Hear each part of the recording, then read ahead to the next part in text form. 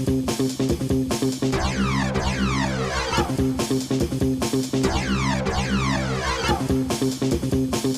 everybody, it's Johnny Two-Face here, back with another reaction video. This time I'm reacting to Siege of Ctesiphon 637 Early Muslim Expansion documentary by Kings and Generals.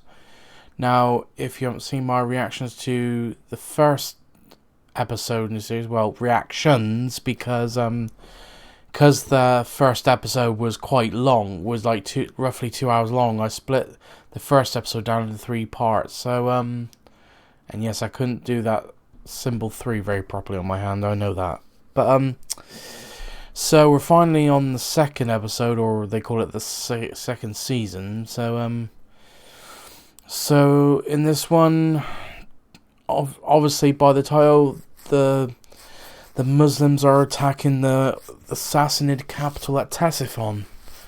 So, for those who don't know, the Sassanids were the last incarnation of the Persian Empire, as far as I'm aware. But anyway, I'm rambling on too much. The usual disclaimer when I react to anything historical, if I don't show so much what is considered a proper reaction, is probably obvious. I don't know much about the subject at hand, and if I do know anything, I'll most likely pause the video to give my input, or ask any curious questions, which hopefully be in the comments below.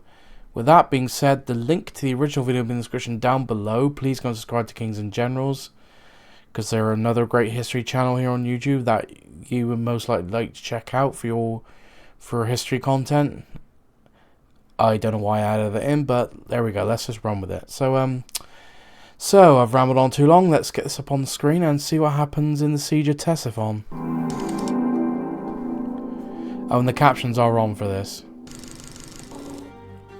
In the 15th year after the Prophet Muhammad's migration from Mecca to Medina, 636 in our calendar, the armies of the Rashidun Caliphate stood victorious against the Sassanid and Eastern Roman empires, but these empires were still resisting. The second season of this series will describe the war in Iran, Turkey, Egypt, Northern Africa and beyond, as the Muslim armies gear up for more conquest. Welcome to our second season of videos on the early Muslim expansion, which was crucial in the creation of the modern world. Stemming from the golden age of Islam in the, I believe, was the House of Wisdom in Baghdad, which is one of the biggest cultural centers of the world. We're excited to present the sponsor of this video, Displate. Displate makes high quality designs. There are more each display. Feel free to check them out if you're interested. With the Whoops. Of the Muslim. Feel free to check out Display if you're In the interested. previous season, we covered the first stages of the Muslim conquest of the Middle East. It started in 633 with the campaign in Mesopotamia against the Sassanid Empire, led by the general of the Rashidun Caliphate, Khalid ibn al-Walid. After a string of victories that brought him to the probably one of the best generals in the Muslim army, border of the Eastern Roman Empire, Khalid entered Syria and again won a number of decisive battles, culminating at the Battle of Yarmouk, which put most of the region under the control of the Caliphate. In southern Mesopotamia, though, the Sassanid Empire attempted a counterattack, which led to the Battle of Al-Qadisiyah. After the battle, that continued for days, the Muslim army, commanded by Sa'd ibn Abi Waqqas, defeated Rostam's Sassanid force. Amidst the slaughter and unfolding catastrophe at Qadisiyah, the commander of the Persian centre-right, Jalinus, assumed leadership of the imperial army's remnant and set about saving what forces he could. Assembling a small elite strike force, he thrust towards the Al-Atiq Dam and drove a unit of Muslim troops away before forming a perimeter and holding it. As Sassanid stragglers withdrew across the dam wall to the other side, Jalinus bravely repelled many attacks from the Muslims and managed to see most of the remaining troops to safety, but it was still a painfully small number. When the last of them were on the canal's far side, Jalinus had the dam destroyed and began hastily pulling his men upstream to Najaf before the victors fully turned on him. Unwilling, however, to give the foe any breathing room, Sa'd ibn Abi Waqqas dispatched Kaka and Shirabil to hunt down scattered Persian units, while cavalry commander Zura bin al-Hawiyah was sent after Jalinus with 300 elite Arab horsemen. Not deterred by the dam crossing's destruction, Zura and his 300 drove their mounts into the torrent and forded it before chasing Jalinus's column upstream. The latter realized he was being chased and halted with his own cavalry at a nearby bridge, while the infantry carried on withdrawing all the way to Najaf. After a short time, the horsemen of Zura came across Jalinus's valiant rearguard and charged it, breaking the formation swiftly and provoking its leader into yet another withdrawal. His heels constantly bit by Zura as he did, Jalinus chose to turn and face the enemy in a final fight, believing that the best way to stop the pursuit was to kill the leader. So, he halted his forces, turned about face, and arrayed for battle, before personally riding before his troops and challenging Zura to single combat. Galloping forward atop their horses, the two exhausted commanders fought one another to decide the issue once and for all. And once again it was the Muslim who came out on top after a hard-fought struggle. Jalinus was killed and his cavalry took flight, but many were still caught and slain by Zura's riders. By sunset, the 300 reached Najaf, where they halted for the night. With the aim of conquering prosperous Iraq, which the Muslims believed was the heart of the world, Sa'd reorganized his 20,000 troops into 5 marching corps, with Zura retaining his advance guard position. 2 weeks after Qadisiyah, he was quickly joined at Najaf by the remainder of the army and given the order to cross the Euphrates. Incoming Sassanid reinforcements under Nakirjan arrived in the area soon after, having been initially bound for Rostam's now broken force. Sorry, give me a second, it's getting pretty warm here.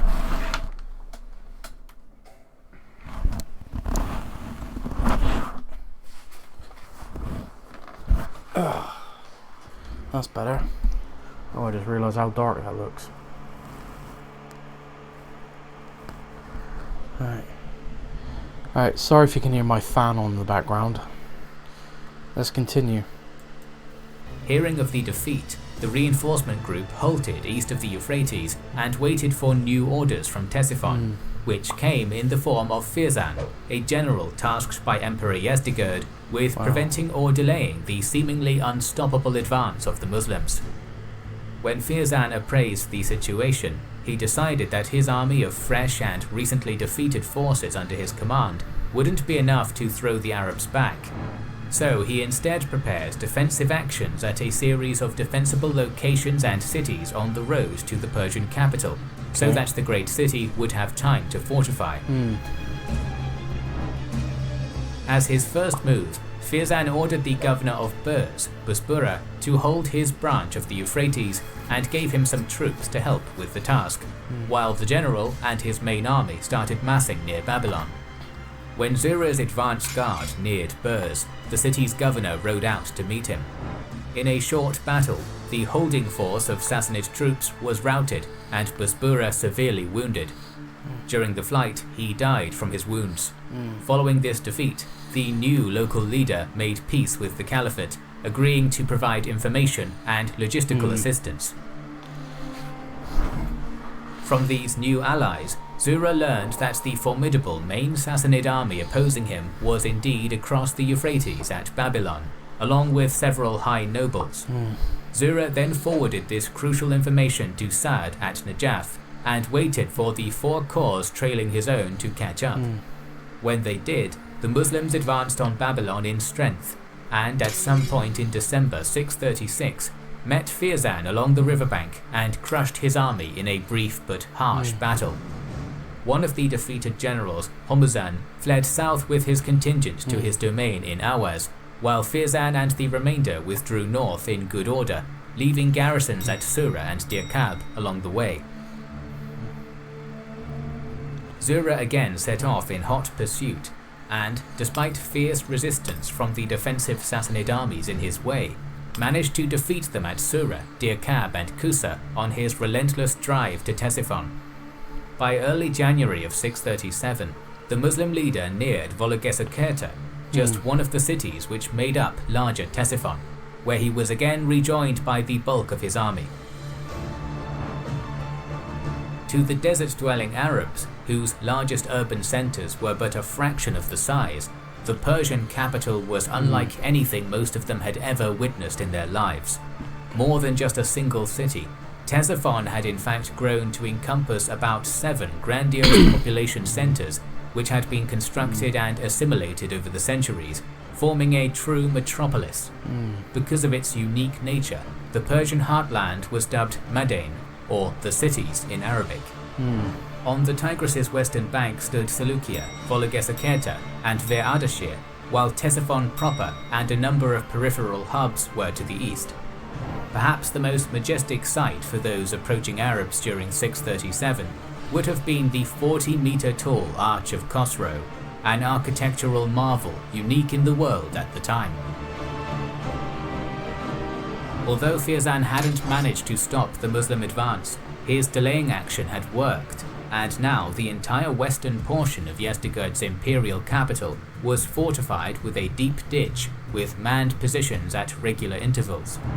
The Sassanid Shah and his advisors also massed a number of ballistae and catapults in the bounds of Ver-Ardashir, which, as the closest sub-city to Ctesiphon proper, was the focus of their defensive efforts. Zura ordered an attack on Madain shortly after his arrival, but Yezdegerd's artillery began launching bolts and throwing giant stones out of Ver-Ardashir and into the Muslim ranks, causing severe losses and forcing Zura's forces to retreat out of range. Unable to reply in kind, he sent scouting parties to probe and find a way inside, but everywhere they came across the Persians' defensive trench and were unable to breach it. Sa'd arrived at this point and assumed command, swiftly deciding that there was little point wasting his warriors in careless assaults against such strong defenses. So instead he established a blockade around all of Madain west of the Tigris and settled his forces down for a long siege. However, Sa'd wasn't content to sit and wait for victory, taking all measures he thought possible to secure a faster surrender of the unbelievers, primarily by scything away at the western bastion's food supplies.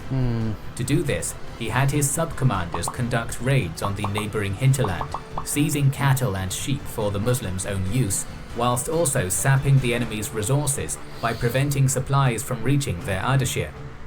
In the process of doing so, Arab cavalry seized thousands of farmers as prisoners of war, who, upon the intercession of a regional leader who had submitted, were freed upon agreeing to pay the jizya tax. In addition, security for their lives and possessions were guaranteed, an act which won the Muslim invaders considerable goodwill with the locals. Throughout the month-long siege, Sa'd's warriors had also been continuously harried by the sophisticated Sassanid engines of war Yezdegerd's generals had amassed, although casualties at their hands remained relatively light. Unfortunately for the Persians, some of their engineers defected during the course of the siege and provided their masters with at least 20 novel artillery pieces of their own. When these contraptions subsequently began sending their own missiles howling into Ctesiphon, the dense concentration of Sassanid soldiers and civilians inside resulted in them causing terrible destruction. The fact that the Muslims had even acquired weaponry of this kind, which had until then been universally in Persian hands, also badly affected morale. By mid-March 637, Western Madain's situation was becoming intolerable. Persian civilians starved to death in the hundreds, while more and more were reduced to eating stray cats and dogs to survive. Beset by such conditions, the Sassanid troops not manning the ditch were concentrated into a single strike force and led in a desperate sortie beyond their defences. The Muslims arrayed to meet them in a pitched battle, and a desperate struggle began. Zura's corps was in the thick of the action, and he himself was wounded by an arrow. Despite his injury, the valiant Bani Tamin chief led a counterattack, and personally slew the Persian strike force commander, after which the defenders withdrew behind their ditch. The savage fighting to repulse the Persian attack was followed by a few hours of eerie calm, during which a Sassanid officer approached the Muslims with an offer. Each belligerent would retain whatever territory they had captured on their respective sides of the Tigris. However, these conditions were declined with the reply, "There can never be peace between us until we get the honey out of the lemons of Kusa." When these peace overtures were rejected, the Persian forces in Ver-Ardashir quietly withdrew from their positions and pulled back across the Tigris. Western Ctesiphon was now under Muslim control. Yezdegerd III also sent his family, retainers and treasury ahead to Hulwan, where the emperor intended to move his court if the great capital fell. Although behaving as if defeat was already inevitable, from his seat in the White Palace, Yezdegerd appointed Rostam's brother, Kurazad, and Miran to command the defense of the eastern city. These generals promptly redeployed their remaining forces on the eastern bank and waited for the besiegers' next move. That same evening, on the river's edge of newly occupied Ver-Ardashir, Sa'd stared across the Tigris at the glorious Arch of Khosrow and pondered his next move, eager to claim it for Islam. As Muhammad's former companion strategized to himself, a Persian approached him and asked, "What are you waiting for?" Followed by the alarming revelation that not another 2 days will pass before Yezdegerd departs the capital with everything in Ctesiphon. Time was now of the essence. Another sympathetic local, possibly disillusioned by heavy Sassanid taxation, or possibly even a recent convert to Islam, took Sa'd to a known ford in the river, one which Sa'd deemed unsuitable due to the swift current and deep water. Rather than making a hasty decision right then, he chose to sleep on the issue and decide in the morning. During the night, Sa'd supposedly had a strange dream in which he saw the Tigris's waters, only they were flowing incredibly quickly and were unrealistically deep. Still, his own Arab cavalry appeared and plunged into the seemingly impassable torrent, reaching the other side relatively easily. The next morning, Sa'd convened a conference of his highest generals and declared that the cavalry would swim through the river, and asked if there were any volunteers to lead the dangerous attack. The first to put himself forward was Asim bin Amr, Kaka's tribal comrade and a dashing military leader, followed by 700 of the most reckless and brave Muslim warriors. After all necessary preparations had been made by mid-morning, Asim plunged into the water and began his crossing. Kurazad responded by ordering his Persians into the river to meet them, but after a hearty resistance, the Sassanid cavalry who responded were pushed back when one of their comrades from the city came, shouting, "Why are you killing yourselves? There's nobody left in Ctesiphon to defend." He was at least partially correct. Upon receiving word that the Muslims were crossing the Tigris, Emperor Yezdegerd had departed his capital for Hulwan, taking much of the imperial court with him. After their resistance faltered, most of the army defending the city followed suit, save for a Sassanid regiment fortified in the White Palace. On the Tigris, Sa'd took the opportunity Asim's lance-like advance had given him, and began ferrying the rest of his warriors across to the beachhead, not without danger of succumbing to the raging waters. One man fell from his horse and fell into the current, but the all-powerful Kaka reached down in the nick of time and heaved him up. Despite the myriad dangers of the crossing, in relatively short order, the entire Islamic army was on the eastern bank of the Tigris River. The moment Sa'd himself landed, he ordered Asim and Kaka to move on the core of Ctesiphon, in the process of which they encountered token resistance, but this was quickly dealt with. The Muslims found their final opposition in the White Palace, but chose to deal with it by sending forward yet another companion of Muhammad, Salman. A Persian by birth, he had converted to Islam after meeting the Prophet in Arabia, and now his heritage proved a crucial boon. "I am actually one of you, I feel for you," he said upon meeting the defenders, and outlined the usual three choices: jizya, conversion, or death. After a short negotiation, the hopeless palace troops accepted the Islamic tax and surrendered. Ctesiphon, jewel of the Sassanid imperial superpower for over 4 centuries, was now in Arab hands, a people who had been a mere afterthought only years earlier. Wow.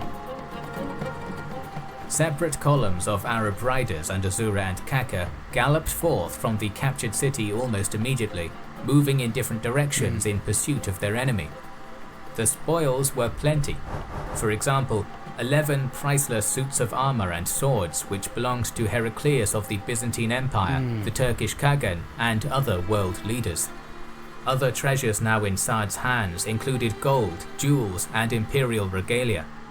With the Sassanid capital had come the empire's boundless wealth, and also the first major mass conversions of Persians to Islam. Salman the Persian in particular played a role in this religious change, preaching to his countrymen the values and beliefs of the new faith.